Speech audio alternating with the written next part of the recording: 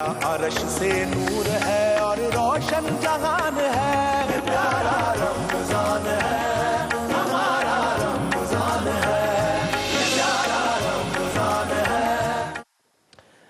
بسم اللہ الرحمن الرحیم۔ اللہم صلی علی سیدنا و مولانا محمد وعلی آلہ وصحبہ وبارک وسلم وصلی علیہ۔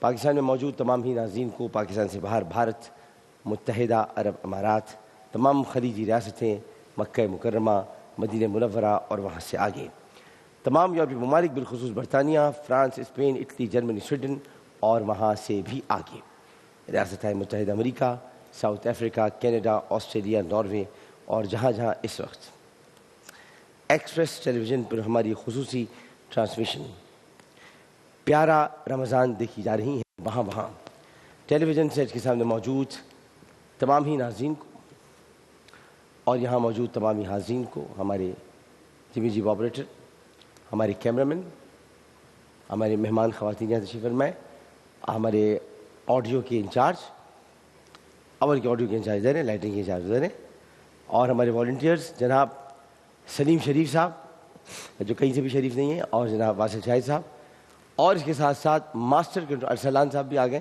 صرف یہ بتانے کے لیے کہ ہم بھی یہاں موجود ہیں، اور مصباح صاحب مدراس سے ہمارے یہاں پڑھ کر آئے اور یہیں پر موجود رہتے ہیں، اور اس کے ساتھ ساتھ ماسٹر کنٹرول روم میں جناب معیز عمر صاحب ہمارے پروڈیوسر، جناب حمود منور صاحب، اور اس کے ساتھ ساتھ حنا امان صاحبہ، جناب عمران انصاری صاحب ابھی تشریف بھی لائے ہوئے ہیں، نظر بھی رکھتے ہیں چیزوں پہ بھی، اور اس پوری ٹرانسمیشن کے روح رواں محترم جناب عدیل سوری صاحب، ساتھ ساتھ لاہور، پھر کہوں گا لاہور جو بڑا ساتھ دیتا ہے، اور لاہور اس لیے ساتھ دیتا ہے کہ لاہور ٹرانسمٹ کرتا ہے پوری ٹرانسمیشن کو، لاہور کے تمام ساتھیوں کو جو اس وقت مجھے دیکھ رہے ہیں ان کو، اور دامے درمے سخنے جس نے بھی اس ٹرانسمیشن میں حصہ لیا ہے، سب کو انتہائی محبت، خلوص، ادب اور احترام کے ساتھ عامر لیاقت حسین کا السلام علیکم۔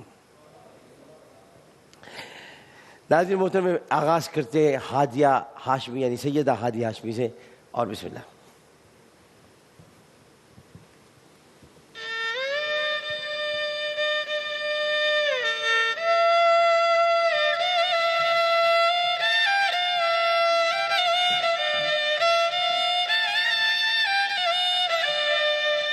وہ نبیوں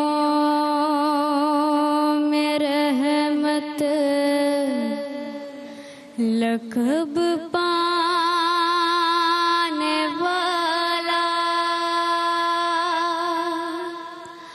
اسی سے ہے اسلام کا بول بالا۔ جو آپ نے اسی کہا نا، یہ ذرا دوبارہ بولیے۔ وہ نبیوں میں رحمت لقب پانے والا، اسی سے ہے اسلام کا بول بالا۔ ہماری اسلامی اصطلاح میں اس کو کہتے ہیں فرد واحد کی خبر، اس کا مطلب ہوتا ہے اسی سے، یعنی سوائے اس کے کوئی ہے ہی نہیں۔ جس انداز میں آپ نے پڑھا ہے، کیونکہ آپ نے تو پڑھا ہے بہت محبت سے، بہت عقیدت سے، لیکن جب آپ اسی کہہ رہی تھیں تو اس کا مطلب آپ ختم نبوت کا بیان کر رہی تھیں کہ اس کے علاوہ کوئی ہے ہی نہیں۔ دوبارہ پڑھیے گا میں تاکہ تم کو سمجھاؤں۔ وہ نبیوں میں رحمت لقب پانے والا، اسی سے ہے اسلام کا بول بالا۔ اس بات پر میں آپ کو رسول کریم صلی اللہ علیہ وآلہ وسلم ان کی میں آپ کو ایک بات بتاتا ہوں۔ سمجھ لیجئے کہ میری سرکار آپ خوش ہو کر یہ آپ سے کہہ رہے ہیں کہ لا نبی بعدی، میرے بعد کوئی نبی نہیں ہے، کیونکہ میری ایک امتی، میری ایک پیاری سی امتی کہہ رہی ہے بڑے پیار سے، اسی ہی سے ہے اسلام کا بول بالا۔ آگے کہیں آگ بجھتی تھی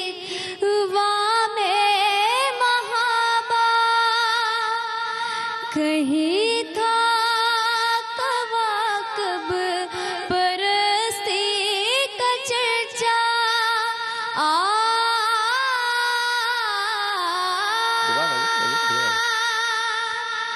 کہیں آگ بجھتی تھی وہاں پہ محابا کہیں تھا کواکب پرستی کا چرچا بہت سے تھے تسلیس پردیس شیدا بتوں کا عمل صوب سوجا بجا تھا. 4 مذاہب کا تذکرہ ہے. کہیں آگ پوچھتی تھی وہاں بے محابہ. آگ، اچھا آگ پوجنے والوں کو کہتے ہیں، اچھا آگ جو پوچھتے تھے وہ زرتشت کے ماننے والے تھے. زرتشت کو جو مانتے تھے وہ آگ پوچھتے تھے. اور ایک خاص طور پر کچھ مقامات تھے جہاں پر آگ جلتی رہتی تھی اور وہ اس کے پاس جا کے بیٹھ جاتے تھے اور آگ سے مدد مانگتے تھے. ہمارے یہاں بھی اگر آپ برصغیر میں دیکھیں تو آپ کو اگنی پریکشا سے گزرنا پڑتا ہے. اگنی پریکشا یہ ہوتی ہے کہ آگ میں سے آپ کو گزرنا پڑتا ہے، کیونکہ آگ ہمارے ہندو کمیونٹی میں کچھ لوگوں کا بھگوان وہ آگ کو تصور کرتے ہیں. اسی طرح سے وہ اگنی کے ذریعے، آگ کے ذریعے جو جب شادی ہوتی ہے لگن منڈپ پر، تو لگن منڈپ پر بیچ میں آگ لگائی جاتی ہے اور اس آگ کے گرد 7 پھیرے لیے جاتے ہیں اور اس میں خوشبو ڈالی جاتی ہے. آگ میں لوبان کی، امبر کی، یہ سب کی خوشبو ڈالی جاتی ہے. اور اس کے بعد ان کے اشلوک ہوتے ہیں اور وہ اشلوک پڑھتے ہیں. اشلوک کہتے ہیں سنسکرت میں وہ کلمات جو شادی کے لیے یا جو تسبیح کے لیے یا جو برائی سے بچنے کے لیے یا جو مدد مانگنے کے لیے وہ اشلوک پڑھے جاتے ہیں. تو آگ دنیا کا سب سے قدیمی مذہب، بت پرستی کے بعد اگر کوئی ہے تو وہ آگ کی پوجا کرنا ہے. تو کہہ رہی ہیں کہ وہاں آگ، کہیں آگ پوچھتی تھی وہاں بے محابہ. بے محابہ یہ کہ لا تعداد، دیر از نو اسٹاپنگ، مطلب کوئی کہیں روک ہی نہیں رہے. ادھر دیکھ رہے ہیں تو آگ پوج رہی، ادھر دیکھ رہے ہیں ایک جگہ پوج جائے نہیں، ہر جگہ آگ پوج رہی ہے. آگ کو پوجا جا رہا ہے، آگ کے آگے کھڑا ہوا جا رہا ہے. بری امام ہے ہمارے بزرگ ہیں ایک بری امام جہاں سے آپ آئے ہیں. بری امام نے ایک ایسا کام دکھایا، بری امام صاحب ایسا کام دکھایا کہ جو اسلام آباد کا علاقہ ہے، یہ اسلام آباد اب بنا ہے، یہ پہلے اسلام آباد نہیں تھا. یہ پوٹھواری علاقہ تھا، نہیں پوٹھواری علاقہ تھا پورا.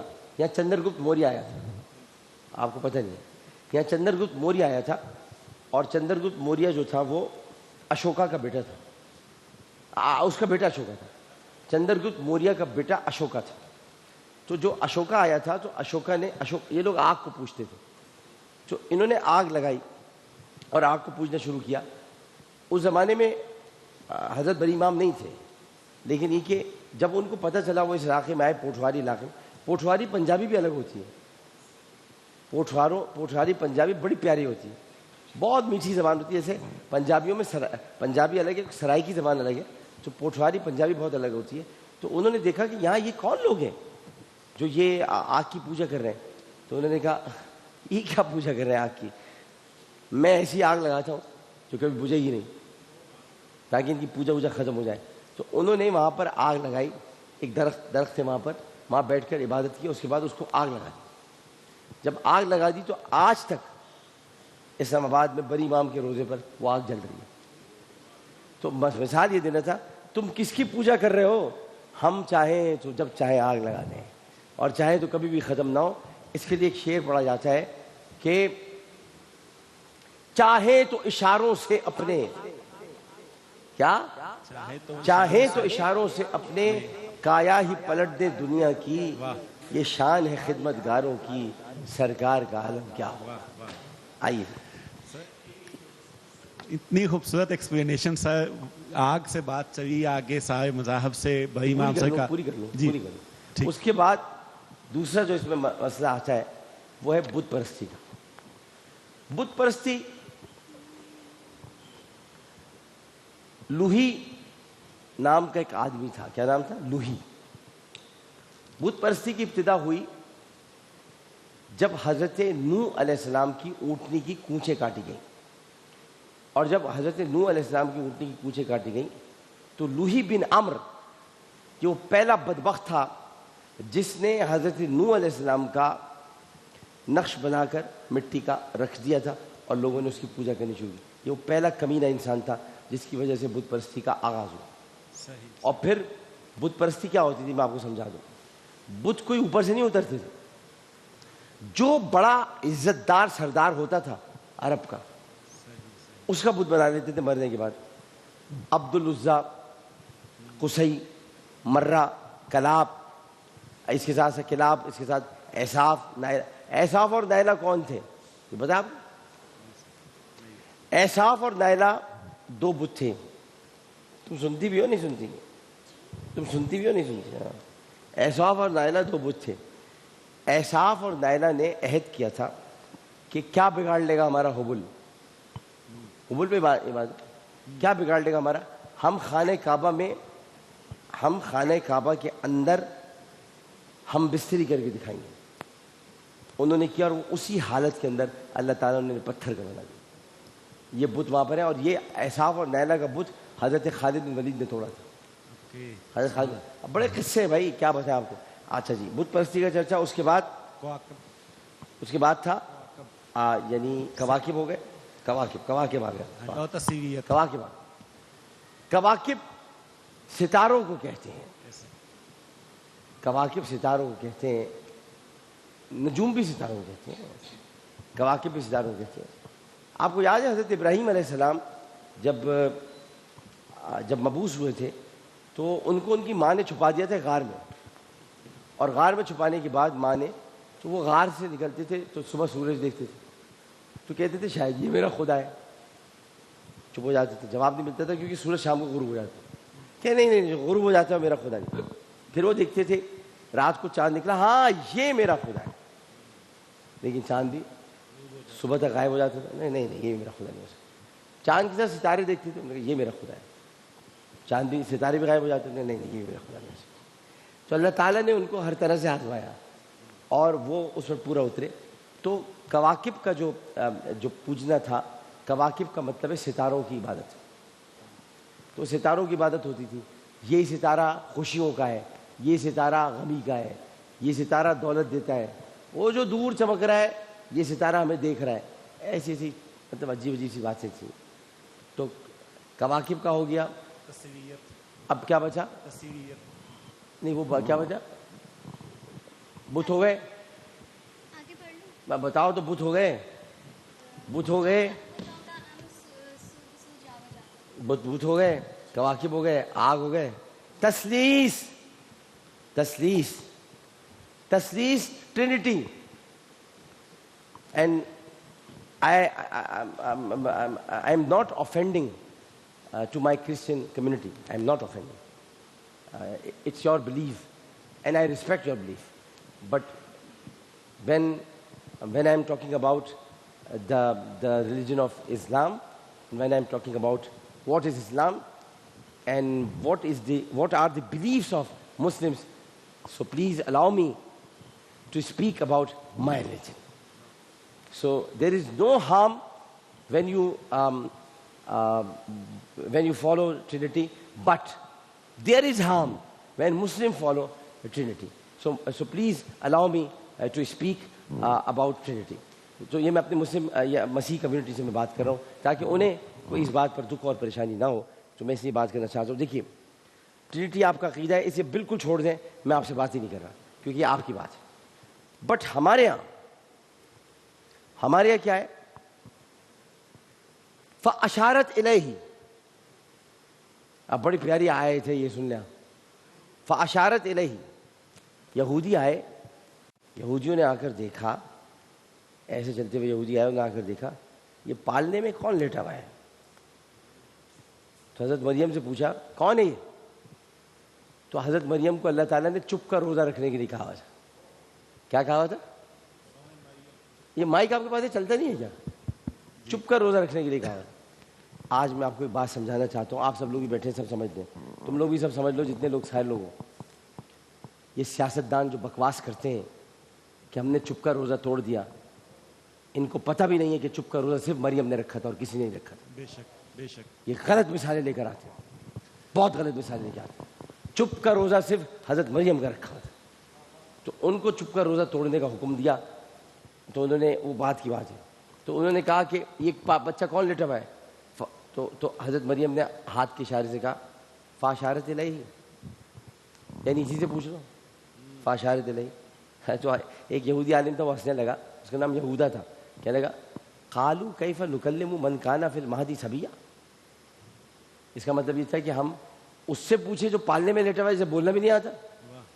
جیسے اس نے ختم کیا, پالنے سے آواز آئی قال انی عبداللہ, سبحان اللہ, قال انی عبداللہ آتانی الکتاب وجعلنی نبیا. میں اللہ کا بندہ ہوں, مجھے اللہ نے اپنی آیات اور کتاب دے کر بھیجا ہے.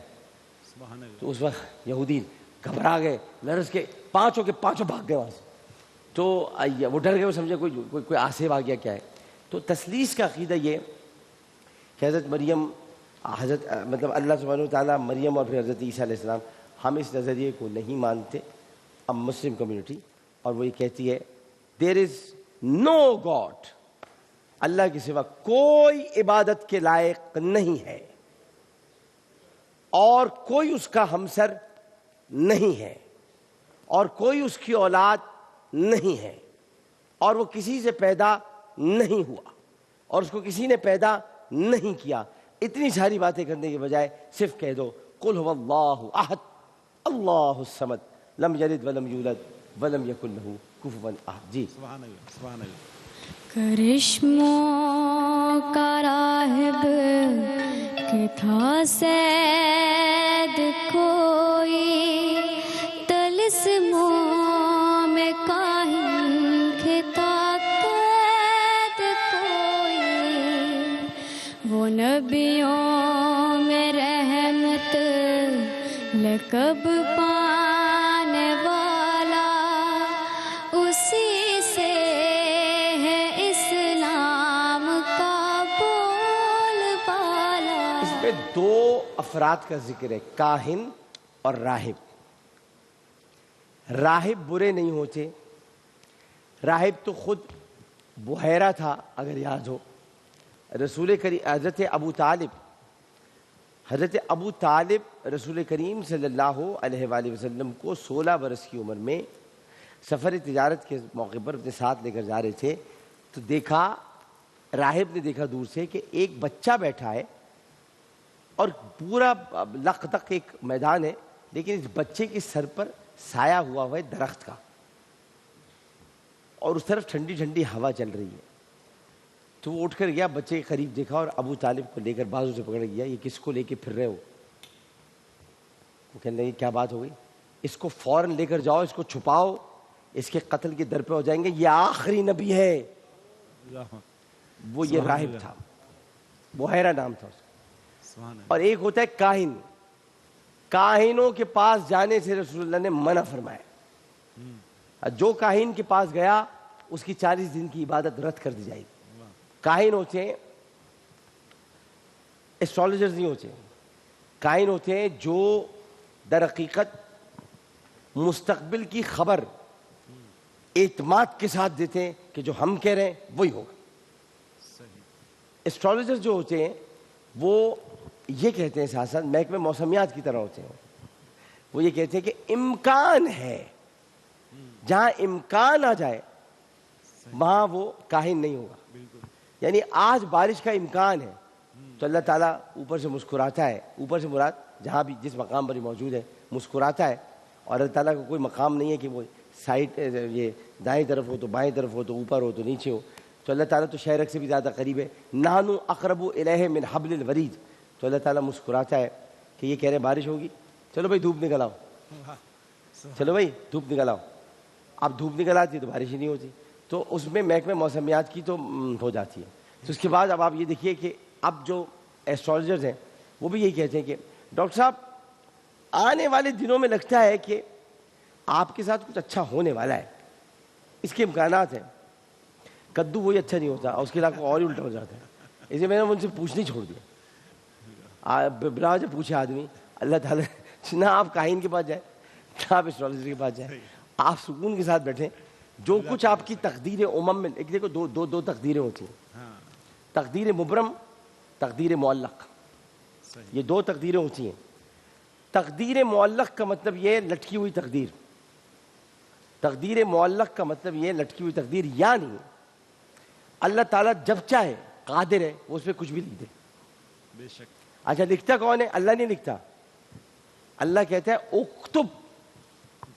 کیا کہتا ہے؟ اکتب. اکتب وہ قلم کو کہتا ہے. قلم ٹھکٹک ٹھکٹک ٹھکٹک ٹھکٹک لکھنا شروع ہو جاتا ہے، لکھنا شروع ہو جاتا ہے. سبحان اللہ. ارے کوئی حیرانی کی بات نہیں ہے. میں اگر آپ کو پیر مہر علی شاہ مہروی کے زمانے میں لے چلوں، یہ تو اللہ تعالیٰ ہے نا جو کہہ رہا ہے اکتب. پیر مہر علی شاہ مہروی، پیر نصیر الدین نصیر کے والد پیر مہر علی شاہ مہروی، ان سے مناظرہ ہو رہا تھا ختم نبوت کے مسئلے پر. تو مرزا صاحب وہاں تشریف لائے. ان کو کہا کہ جی آپ اپنے آپ کو نبی کہتے ہیں تو ذرا کوئی دلیل دیں. کہہ رہے آپ دلیل دیں. کہہ رہے میں کیوں دلیل دوں؟ یہ قلم دے گا. کہہ رہے قلم کیسے دے گا؟ انہوں نے کہا قلم لکھو رسول اللہ کے بارے میں. قلم اٹھا، اس نے لکھا لا الہ الا اللہ محمد رسول اللہ لا نبی بعدی. واہ واہ واہ سبحان اللہ. تو جب پیر مہروی صاحب قلم اٹھا سکتے ہیں لکھنے کے لیے تو پروردگار ہے. وہ کہتے ہیں اکتب. اکتب تو تقدیر لکھنا چاہیے. تو دو تقدیریں ہیں، تقدیر امم، تقدیر مبرم اور تقدیر معلق. تقدیر معلق بدلی جا سکتی ہے، مطلب یہ کہ تقدیر معلق بدلی جا سکتی ہے، اور اس کا مطلب یہ کہ اگر عامر لیاقت کی تقدیر میں ایکسپریس نہیں لکھا آگے تو بدلی جا سکتی ہے. لیکن اگر تقدیر مبرم کے علاوہ تقدیر مبرم میں لکھ دیا ہے اب زندگی میں ایکسپریس ہی ہے، تو عامر لیاقت صاحب جہاں بھی جانا چاہیں گے نہیں جا سکتے، صرف ایکسپریس میں جائیں گے. تو مقصد کہنے کا یہ کہ یہ سب چیزیں چھوڑ دینی چاہیے اللہ تعالیٰ پر. اللہ تعالیٰ بہتر ہے، کریم ہے، مہربان ہے اور ہم پر رحم کرنے والا ہے. بہت بہت شکریہ. ہادیہ اب بہت پیارا پڑھ رہی ہیں، سیدہ ہادیہ. یہ ناراض ہو جاتی ہے، اس کو سیدہ نہ کہتے. سیدہ ہادیہ ہاشمی، بہت زبردست ماشاء اللہ. سر آپ ایکسپلینیشن بہت زبردست کر رہے ہیں، بہت خوبصورت. کتنی کتابوں کا حاصل ہو گیا سر. ماشاء اللہ ماشاء اللہ. آج ہم پھر سے دوبارہ ویسے کرنے کی طرف بڑھتے ہیں. معیز عمر کہتے ہیں کہ یار آپ مشکل کرتے ہیں، بہت آسان بات کیا کریں یار. اب میں کیا کروں، میرے بچپن سے اردو اتنی مشکل ہے میری. میں پوری کوشش کرتا ہوں. اسکول میں بھی میں اپنے ٹیچرس کے ساتھ جب بات کرتا ہوں بدتمیز بیٹھ جاتا ہوں تو میں سب بدتمیزی آ رہے بھائی کیا کروں. میں شروع سے ایڈوانس اردو پڑھتا رہا ہوں. تو میں آپ کو بتاتا ہوں کہ حضرت اویس قرنی کا آج ہم کیا ذکر کریں. اچھا یہ ہے خیر التابعین فقرے آیا. یہ دیکھو مسئلہ ہو جائے گا نا. خیر التابعین جو ہے تابعین، اور میں آپ کو بتا رہا ہوں معیز عمر صاحب، تابعین جو ہوتے ہیں نا، رسول کریم صلی اللہ علیہ وسلم کے بعد رسول کریم صلی اللہ علیہ وسلم کو جس نے دیکھا وہ کون ہوئے؟ صحابہ. صحابہ کو جس نے دیکھا وہ کہتے ہیں تابعین. تابعی کہتے ہیں ان کو. تو جب بہت سارے ہو جاتے ہیں تابعین ہو جاتے ہیں. تو یہ خیر التابعین ہے، یعنی تابعین کے درمیان یہ خیر ہے کیونکہ انہوں نے رسول کو دیکھا نہیں تھا. چلو آج میں کچھ بات آپ کو ایسے بتاتا ہوں. انہوں نے رسول کو دیکھا نہیں تھا. ہوا یہ کہ یہ قرن سے نکلے. قرن سے نکلنے کے بعد بڑا مزیدار بات ہے، یہ بڑی پیاری بات ہے. قرن سے نکلنے کے بعد یہ اپنی والدہ، پہلے تو اپنی والدہ کے پاس گئے اور والدہ سے کہا کہ امی ان کی بیمار رہتی تھی بہت، تو یہ ان کا علاج، یہ ان کے لیے دوائی، یعنی اچھا ایک تو ہمارے یہاں لفظ بولا جاتا ہے سودا سلف. سودا سلف ہوتا ہے، سلف صالحین ہوتے ہیں بھائی. سودا سلف ہوتا ہے، سلف صالحین ہوتے ہیں، یعنی بڑے بڑے بزرگوں کو کہا جاتا ہے سلف صالحین. آپ پرچون کی دکان پہ بزرگ لینے کے لیے جا رہے ہو کیا؟ کہہ رہے آپ سودا سلف دے دیں، یعنی بہت بڑا بزرگ لینے کے لیے جا رہے ہیں پرچون کی دکان پہ. تو سودا سلف ہوتا ہے. تو یہ سودا سلف وغیرہ گھر میں رکھ کے اپنی والدہ کے پاس گئے. ان سے کہا امی جان ایک اجازت آپ سے، مرحمت، آپ مجھے اجازت مرحمت فرما دیں. تو امی نے کہا بیٹا کیا اجازت ہے؟ کہنے کہ مدینے میں ایک شخص ہے، مدینے میں ایک شخص ہیں، ان کا نام ہے محمد مصطفیٰ صلی اللہ علیہ وآلہ وسلم. مجھے ان سے ملنا ہے، مجھے ان کے پاس جانا ہے. تو امی نے کہا بیٹا چلے جاؤ، لیکن میری دوائی کا وقت اتنے بجے ہو جائے گا، تب تک تم آ جاؤ گے. امی اٹھ نہیں سکتی تھی، چارپائی پہ لیٹی رہتی تھی. اور انہوں نے کہا میں آ جاؤں گا، بس ملنا ہے اور آنا ہے. گئے، تشریف لے گئے. مدینے کا سفر قرن سے مدینہ قریباً 4.5 گھنٹے کی مسافت پر ہے گھوڑے پر. یمن قریب ہی لگتا ہے نا مکی کے. یمن کے بعد ریاض شروع ہو جاتا ہے. ریاض سے آپ سیدھا جائیں تو 4.5 گھنٹے کی مسافت پر یا 5 گھنٹے کی مسافت پر یہ پہنچے مدینہ. رسول اللہ کے بارے میں پوچھنے لگے، رسول اللہ کہاں رہتے ہیں، رسول اللہ کہاں رہتے ہیں، رسول اللہ کہاں رہتے ہیں. تو بتایا بھی اس محلے میں اس جگہ پر رسول کریم صلی اللہ علیہ وسلم کا گھر ہے. آپ وہاں گئے، دروازہ کھٹکھٹایا، دروازہ کھلا نہیں، درز کھلی. درز میں سے آواز آئی، سیدہ عائشہ صدیقہ رضی اللہ تعالیٰ عنہ. کون؟ میں قرن سے آیا ہوں، میرا نام اویس قرنی ہے. اچھا اچھا اچھا، جی فرمائیے. مجھے رسول کریم صلی اللہ علیہ وآلہ وسلم کی زیارت کرنا ہے. اب دیکھیے وہ جو ابھی ممکن نہیں ہے، کیونکہ نبی کریم صلی اللہ علیہ وسلم تشریف نہیں رکھتے اور کوئی وفد آیا ہوا ہے، اس سے ملاقات کے لیے گئے ہوئے. تو آپ ایسا کیجیے گا کہ تھوڑی دیر بعد آ جائیے گا. فرمایا کہ عرض کیا کہ میرے پاس زیادہ وقت نہیں ہے، میری ماں بیمار ہے، تو مجھے اس کو دوائی دینے کے لیے جانا ہے. تو حضرت عائشہ صدیقہ رضی اللہ تعالیٰ نے ارشاد فرمایا اچھا تھوڑی دیر رکیے، کیا پتہ آ جائیں، یہیں پر آپ باہر قیام فرمائیں. دیکھیں میں آپ کے لیے ستو بھجوا دیتی ہوں، آپ ستو پی لیں. آپ میزبانی کے کیا انداز ہے. اب باہر ستو آیا، حضرت اویس قرنی نے حضرت عائشہ کے ہاتھ کا ستو پیا ہوا ہے. تو وہ ستو آیا اور ستو پیا انہوں نے. تھوڑی دیر اور انتظار کیا، پھر اٹھے، دروازے کھٹکھٹایا. جی فرمائیے. وہ اصل میں عرض یہ کرنا تھا کہ امی کی دوائی کا وقت ہو گیا ہے، تو میری بدنصیبی کہ میں رسول کی زیارت نہ کر سکا. تو وہ آئے تو انہیں بتائیے گا قرن سے اویس آیا تھا. بھائی یہ کیسی بات کی جا رہی، یعنی کوئی بہت ہی کچھ جان پہچان والے قرن سے اویس آیا تھا. بھائی یہ بتا دیجیے گا، یہ کیسی بات ہے. آپ سوچیں نا یار کہ میں آپ کو جانتا ہوں گا تو میں آپ کو بتاؤں گا نا کہ بھائی میں آیا ہوں. آپ تو جانتے ہی نہیں اور آپ بتائیں قرن سے اویس آیا. ٹھیک، اچھا میں بتا دوں گی. وہ آپ کو جانتے نہیں، بس آپ بتا دیجیے گا قرن سے اویس آیا تھا. اور اس کے بعد اویس کرنے چلے گئے. اب رسول کریم صلی اللہ علیہ وآلہ وسلم تشریف لا رہے ہیں. گھر کے باہر آئے اور رک گئے. گھر کے باہر رک گئے. پہلے تھوڑی دور آگے گئے، خوشبو سونگی. پھر ادھر گئے، تھوڑا سا اپنی خوشبو سونگی. اس کے بعد گھر کے اندر گئے. حضرت عائشہ نے سلام دعا جیسے ہوتی کی، یا رسول اللہ کچھ آپ کے لیے کھانا لگا دوں. نہیں نہیں، کیا اویس آیا تھا؟ اللہ اکبر، اللہ اکبر، سبحان اللہ. کیا اویس آیا؟ یار کیا آپ لوگ کہاں ہو یار؟ کیا اویس آیا تھا؟ ہاں اویس تو آیا تھا، لیکن میں نے کبھی آپ کی زبان مبارک سے اس کا نام نہیں سنا. ارے تم نہیں جانتی، کہاں ہے، کدھر ہے، کدھر ہے، ایسے. وہ چلے گئے. چلا گیا. اچھا اس کی ماں بیمار ہے نا، اس کی ماں بیمار ہے، اسی وہ چلا گیا. بتاؤ مجھ کو کوئی ایسی محبت دکھا دے، نہ تو نے دیکھا نہ اس نے دیکھا. نہ تو نے دیکھا نہ اس نے دیکھا، لیکن جس نے دیکھا اس نے دیکھا. واہ واہ واہ واہ، سبحان اللہ، سبحان اللہ. نہ تو نے دیکھا نہ اس نے دیکھا، لیکن جس نے دیکھا اس نے دیکھا کہ یہ محبت ایک معراج پر تھی. واہ واہ واہ. یہ ہے اویس قرنی رضی اللہ تعالیٰ عنہ. سبحان اللہ. اور پھر ان کے بارے میں رسول کریم صلی اللہ علیہ وسلم نے ارشاد فرمایا سیدنا ابو بکر سے. اچھا بتاؤ مجھے آپ، ابو بکر اور عمر رضوان اللہ تعالیٰ علیہ مجمعین، ان سے اے میرے کیمرہ مین کھڑے چھوڑ، میں تم سے پوچھتا ہوں، ایسی مجھے جواب دے دو. اگر تمہیں موقع ملے کہ حضرت ابو بکر سے دعا کراؤ تو کراؤ گے؟ اپنے لیے آپ کو موقع ملے کراؤ گے؟ ہاں ٹھیک. حضرت ابو بکر حضرت عمر سے کہا جا رہا ہے تمہیں موقع ملے تو اویس قرنی سے اپنے لیے دعا کرانا. اللہ اکبر، اللہ اکبر، سبحان اللہ. تمہیں کرانا ہے، یہ تاکید کرتا ہوں میں تم سے. تو یہ ہے اویس قرنی. اب باقی باتیں انشاءاللہ تعالیٰ کل آپ کو بتاؤں. آج تو آسان تھی معیز بھائی، اچھا چلو ٹھیک ہے، پھر ایک وقفہ لے لیتے ہیں، وقفے کے بعد حاضر ہوتے ہیں. السلام علیکم ورحمۃ اللہ. آیا عرش سے نور ہے اور روشن جہان ہے.